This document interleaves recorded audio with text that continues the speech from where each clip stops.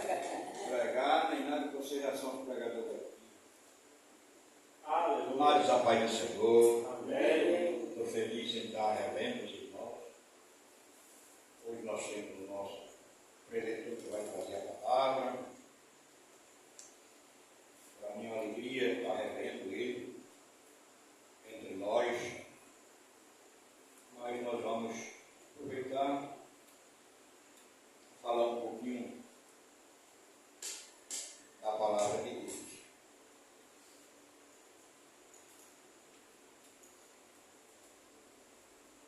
Quero convidar vocês para nós abrir as nossas Bíblias em 1 Coríntios, capítulo 12.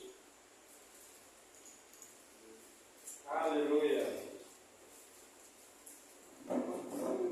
Esse assunto que eu vou ministrar, em poucas palavras, está relacionado com a unidade dos membros do corpo. A unidade dos membros do corpo. Os irmãos já sabem que está falando do corpo de Cristo, que é a igreja. Mas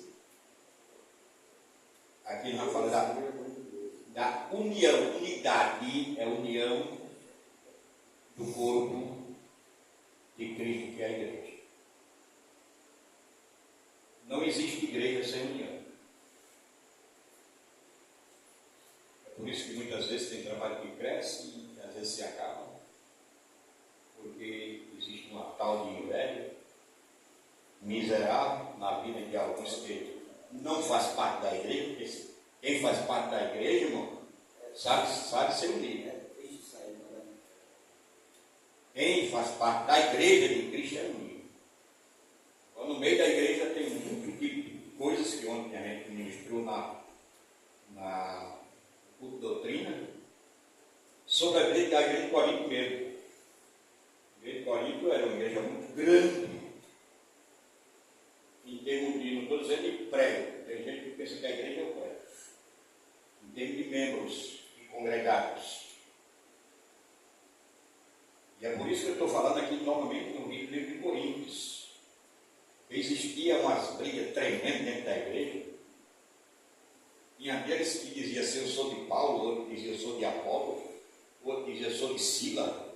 Eles queriam dizer assim, quando Sila está falando é uma bênção, Paulo não. Eu gosto de ouvir Paulo. Eu gosto de ouvir Sila.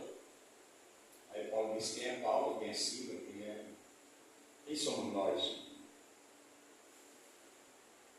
Quem é Olavo? O menor da igreja. Achei ele que se fica no pedestral achando que é dono de tudo. Não é verdade? Aí é que fala da unidade do corpo. E entre essa unidade, eu não vou falar sobre todo o versículo, começa o versículo todo, mas eu vou abreviar aqui. Vou começar aqui, eu creio que tudo. Vamos falar do 24. Porque os que em nós são mais honestos não têm necessidade disso. Ou seja, dá para entender que Paulo vinha falando de uma coisa errada. A Bíblia é isso. Eu não vou ler o contexto lá em 2 versículos antes. Mas já dá para você entender que ele está falando de algumas coisas, de alguns membros errados dentro da igreja. Né? Ele diz, nós não necessitamos disso. Mas Deus assim formou o corpo, dando muito mais honra aos que têm falta dela. Se eu fosse falar aqui, já falar muito. Sabe o que ele está dizendo aqui, irmão? Que ele dá muito mais honra àquele irmãozinho ali.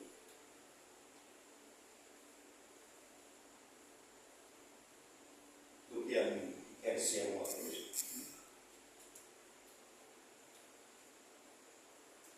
Foi por isso que Jesus Cristo, quando estava com seus discípulos, ficava brigando. Ele disse, ó, no reino de Deus, quem quer ser o grande, seja o menor, viu?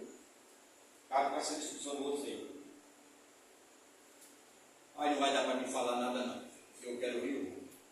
Mas só para a gente ler, só para a gente ler. Aí vem o versículo 25. Para que não haja divisão no corpo, mas antes tenham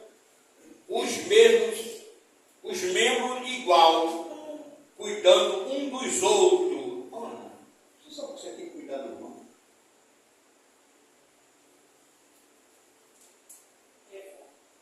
Quer que a igreja se encha? Cuide dos irmãos. Aquele fraquinho, aquele que é um pé hoje na igreja, outro no mundo, lá atrás desses. E nenhuma igreja quer ele, sabe isso aí? Perfeito só tem um, chama Jesus.